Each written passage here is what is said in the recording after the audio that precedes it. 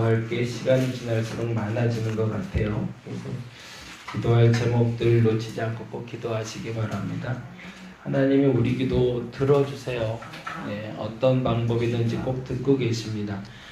그 말에 조금 의미를 담으시면 좋겠어요. 어떤 방법이든지 듣고 계세요. 어떤 방법이든지. 내가 원하는 방법이 아니라 할지라도 하나님이 하시는 방법이 옳다라고 인정하신다면 그분의 뜻대로 이루어지길 여러분 기도해 주시기 바랍니다.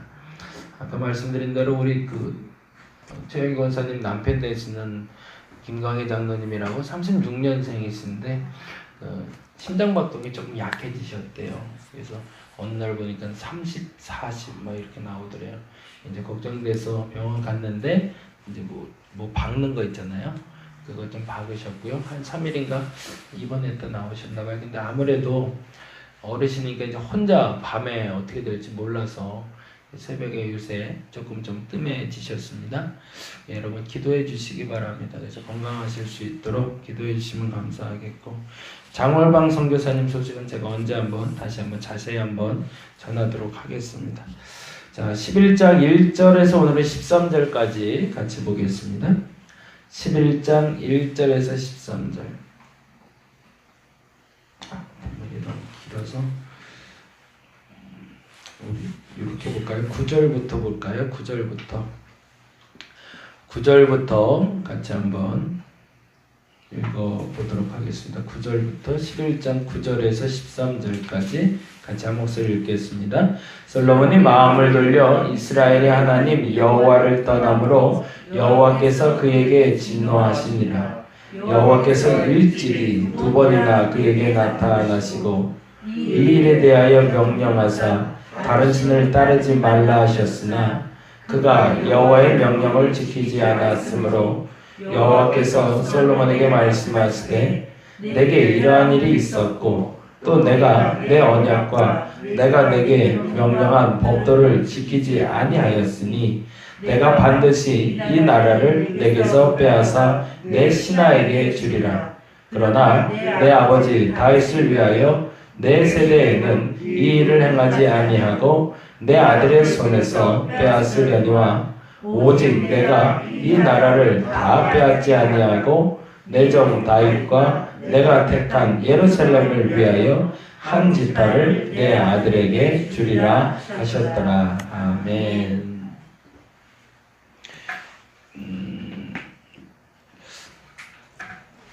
신앙 안에서 주고 돌아가신 분들에 대해서 우리가 구별할 때 크게 3가지로 구별을 해요.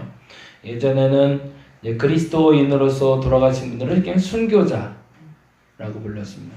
일제시대나 6.25 때나 마찬가지로 다 그렇게 불렀는데, 어느 날 저희가 이제 역사 공부하는 분들이 이제 같이 모여서 의논을 하다가 좀 정리를 좀 해야겠다고 생각을 했어요.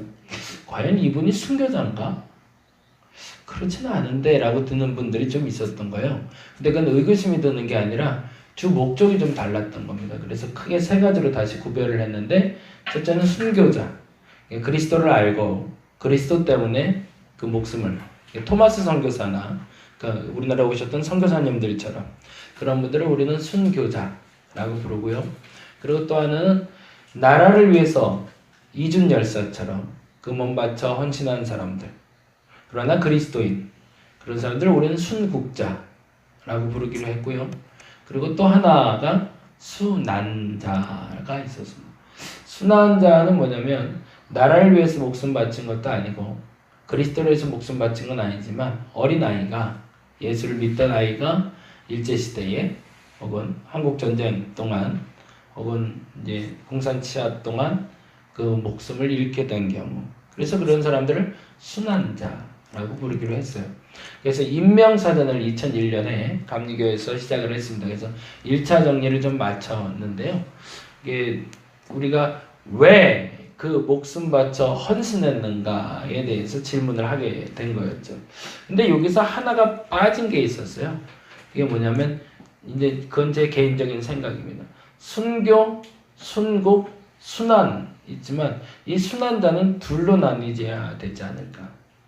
순환이라고 얘기할 때 우리는 보통 고난난자를 쓰기 때문에 극도의 어려움 가운데서도 신앙을 지킨 극도의 어려움 가운데 목숨을 잃은 이라는 전제가 되잖아요.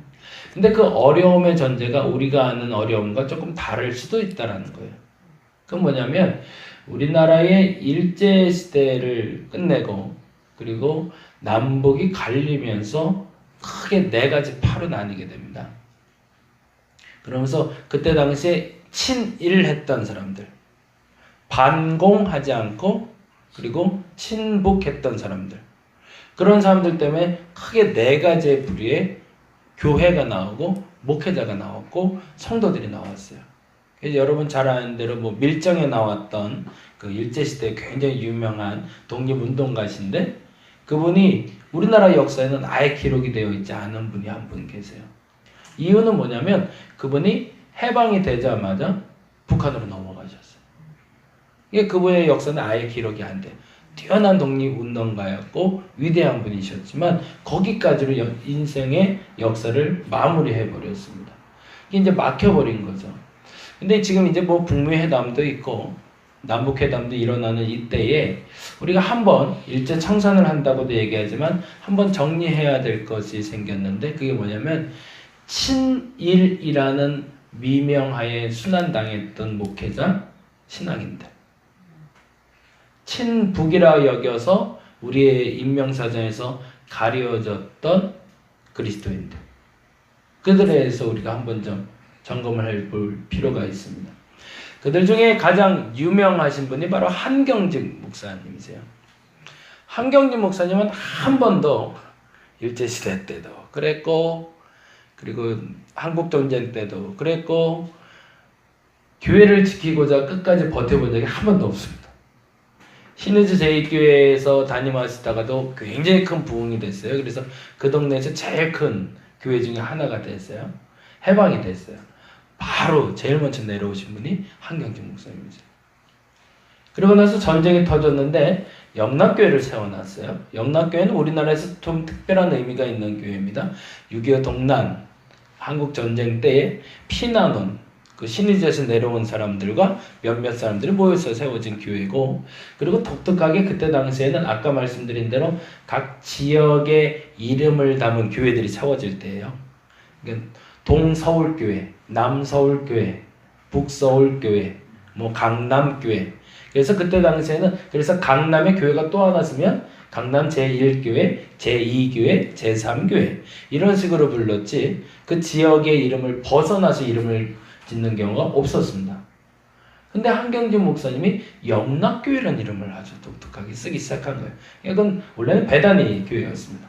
아주 탁월한 이름이었던 거죠. 당시에도 파격적이고.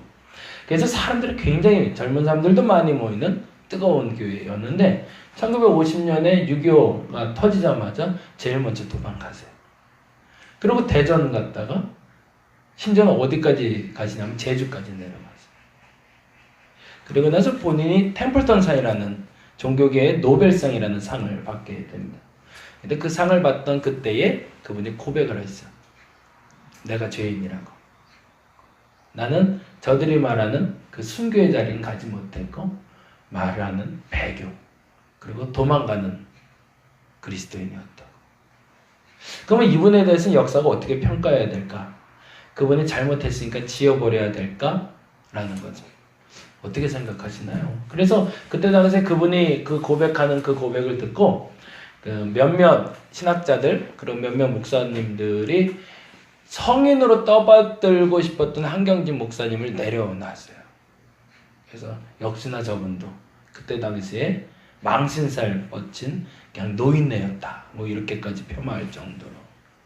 근데 이쯤에서 하나 더 기억해야 될 건 재미난 건데요. 한경직 목사님이 그렇게 도망 다니면서 한 일이 하나가 있었어요. 그래서 지금도 대전에 가면 영락교회가 있고요. 구미에 가면 영락교회가 있고요.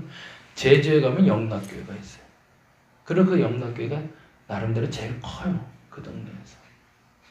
그리고 피난 갈 때마다 그분 덕에 피난 왔던 그리스도인들이 신앙을 지킬 수 있는 계기가 그리고 교회 터전이 만들어지기 시작했습니다. 저는 그 말을 이렇게 표현을 하는데 접붙이게 됐다라는 표현을 써요. 어떤 접붙이기냐면 배교라는 뿌리에 접붙여진 가지라는 거예요. 이때 우리가 좀 고민하고 봐야 될 게 뭐냐면요. 나무 뿌리는 잘못돼 보여요. 친일을 한 것 같아요. 공산당을 따라간 것 같아요. 혼자 도망간 것 같아요. 근데 왜? 다른 사람들은 다 죽는데 너는 순교하지 않고 도망왔냐? 왜 너는 동방요배, 신사참배 거부하지 않았냐? 라고 질문하기 이전에 우리가 한 가지만 더 기억을 한다면 그분들에 대해서 또 다른 순환자를 기록할 수 있다는 얘기입니다. 그건 뭐냐면 제가 그때 그걸 깨닫고 참 소중히 여겼는데 지난번에도 한번 말씀드렸지만 배나무 뿌리에 사과나무 가지를 꽂으면 뭐가 나죠? 사과가 나나요? 배가 나나요? 배나무 뿌리에 사과 가지를 꽂으면 사과나무가 납니다. 네. 사과나무 뿌리에 배나무 가지를 꽂으면 배가 나요. 이건 무슨 말이죠? 뿌리가 뭐래도 그 가지가 뭐냐에 따라서 그 가지의 열매가 맺힌다는 거예요. 배교자라고 여겨졌어요. 친일을 했어요. 우리가 알기로 김은국의 순교자 같은 책들 그런 게 이제 뭐 우리가 잘 아는 엔토스카스코의 침묵 같은 책들 그런 책들이 그런 책인데 이 십자가를 밟고만 가면 예수상을 밟고만 가면 저 가족들 다 살려주겠다 라고 얘기하는 순간에 목사님이 예수님의 얼굴을 밟고 가서 그래서 뭐 그 식구들이 살고 뭐 이런 이야기들 그런 이야기들을 우리가 볼 때 한 가지 조금 더 귀하게 생각해야 될 부분이 있다는 거죠. 그게 뭐냐면 그 목사님이 사후에 그러면 그 성도가 그 신앙을 배교한 후에 그 다음에 난 열매가 무엇이냐는 겁니다. 그 열매가 하나님이 보시기에 값진 열매가 맺히고 있다면 그 가지는 우리가 아는 배교의 가지가 아니라는 거죠. 우리가 지금은 그렇게 극단적인 고통을 안 당하고 있기 때문에 고난이 없다라고 얘기하는데 솔로몬은 그래서 반면에 또 다른 고난을 얘기하고 있는 거예요. 오늘 본문도 그렇고 지난번에 말씀드린 대로 그게 11장 1절인데 같이 한번 볼까요? 11장 1절 같이 한번 읽어보겠습니다. 솔로몬 왕이 바로의 딸 외에 이방의 많은 여인을 사랑하였으니 거기다 동그라미를 좀 해줄게요. 사랑이란 단어이다. 아하브라는 사랑이라는 단어를 씁니다. 아하브. 옆에 한번 그렇게 적어 놓으시면 좋겠어요. 강한 애착으로 사랑하다라는 뜻입니다. 사람들이 11장 1절을 해석하면서 그렇게 얘기해요. 솔로몬은 왕정시대를 열어가면서 다른 나라와 혼인정책을 펴서 모든 이웃 국가와 화친을 맺었다라고 해석을 해요. 이 본문에 대해서. 근데요, 거기 이면에 솔로몬의 내면의 마음에 하나가 더 있더라는 거예요. 그는 진짜 그 여자들을 사랑했다는 얘기예요. 그냥 단지 정략적인 결혼이 아니었다는 거예요. 그 모든 여인에 대해서 우리가 말하는 뭐 에로스적인 것이 되었던 그것이 어떤 것인지는 알 수 없지만 그는 강한 집착을 가지고 여인들을 얻어오기 시작했다는 얘기입니다. 이게 또 다른 고난이라는 얘기입니다. 우리는 핍박당하고 어려움을 당하는 것만 고난이라고 얘기하지만 지난번에도 계속 얘기하고 앞으로도 계속 얘기하려지만 우리에게 닥쳐올 가장 큰 고난은 내가 좋아하는 것을 거부하지 못하는 겁니다. 내가 너무 좋아요, 그게. 그래서 거절할 수가 없어요. 그게 극도의 고난입니다. 그걸 참아낼 수 있을 때 그리스도인이 된다는 거죠. 근데 중요한 건 이렇게 했다 할지라도 솔로몬에게 맺힌 열매가 하나님에 대한 사랑이라면 괜찮다는 겁니다. 그 얘기가 지난번에 나왔었죠. 기도원의 1,000번째입니다. 도대체 네가 하는 게 뭐야? 그렇게 수많은 양들, 소들 잡아서 네가 얻고 싶은 게 뭐야? 라고 얘기할 때 그랬잖아요. 의구심이 들 만큼 그는 부를 사랑하고 보이는 걸 좋아하는 것처럼 보였지만 그 열매에서 맺힌 건 그 백성들을 사랑해서 그 백성들을 다스릴 수 있고 하나님을 알고 싶은 듣는 마음을 갖고 싶다고 말했던 것처럼 그 가지의 열매는 그때까지만 해도 하나님에 대한 사랑이었던 거죠. 그 부를 가지고. 근데 지금은 여호와를 사랑해서 아름다운 열매를 맺는 게 아니라 이방 여인들을 사랑해서 수치스러운 열매를 맺기 시작하더라는 겁니다. 그 결과물이 다음과 같이 나오죠. 4절 말씀입니다. 같이 한번 읽어보겠습니다. 솔로몬이 나이가 많을 때에 그의 여인들과 그의 마음을 돌려 라고 되어 있죠.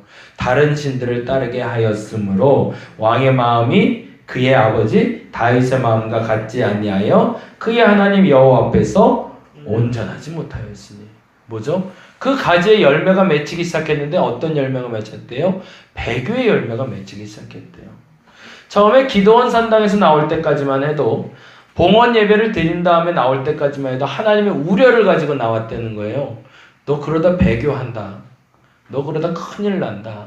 너무 보이는 거 좋아하지 마. 너무 화려한 거 좋아하지 마. 네 마음대로 다 되는 거 좋아하지 마. 그건 덤이야. 거기에 너무 집중하지 마. 라고 하나님 얘기하는데 하나님 맞아요. 나 그거 덤인 거 알아요. 나 그거보다 더 소중한 게 하나님이에요. 라고 말했던 때가 기도원 산당 때와 봉헌 때라는 거죠.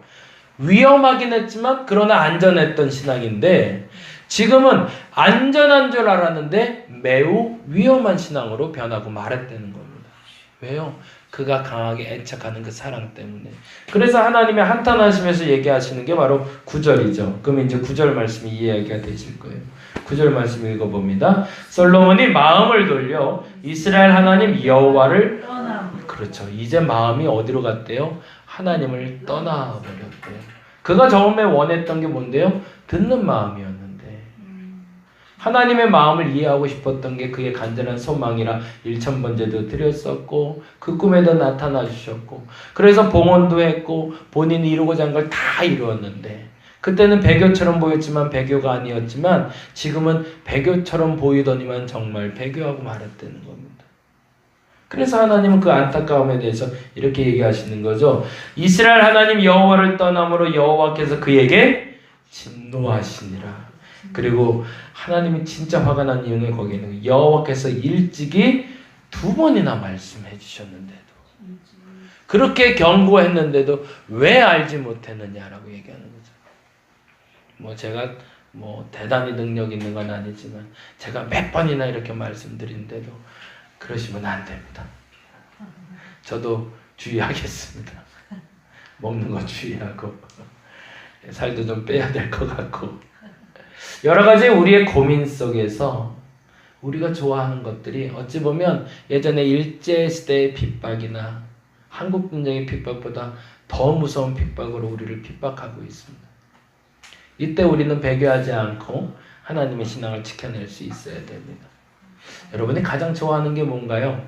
이때 우리의 신앙을 지키는 유일한 방법은 딱 하나입니다. 여러분이 제일 좋아하는 게 뭔지를 생각하시는 거예요.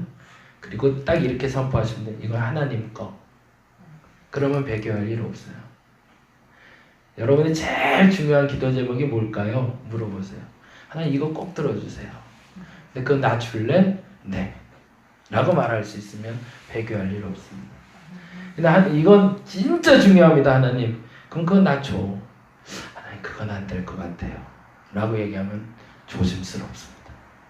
오늘 이 시간 기도하실 때 그렇게 기도하시기 바랍니다. 하나님 내가 제일 좋아하는 게 뭘까요? 내게 제일 소중한 게 뭘까요? 그거 하나님 겁니다. 그 고백할 수 있는 저와 여러분 되시길 간절히 바랍니다. 기도하겠습니다. 내가 가장 소중히 여기는 그것이 하나님 것일 때 우리의 인생이 안전합니다. 그 안전지대를 무너뜨리지 말게 하여 주옵소서. 내게 가장 소중한 것, 내게 가장 좋은 것, 그게 하나님 겁니다. 나의 자녀, 내가 갖고 싶은 물질, 건강, 행복, 기쁨, 평안, 그 모든 수사학적인 단어들 다 통틀어서 다 하나님 겁니다. 그러면 안전합니다. 그런데 너무 소중한 그것을 하나님께 드리는 게 부담스럽고 불편하다면 우리는 조금 조심하게 생각해 봐야 됩니다. 그 신앙이 위험합니다. 위험한 신앙생활이 아니라 안전한 신앙생활하는 우리가 되게 하여 주옵소서. 감사합니다. 고마우신 예수님 이름으로 기도드렸습니다. 다 같이 기도하고 들어가도록 하겠습니다.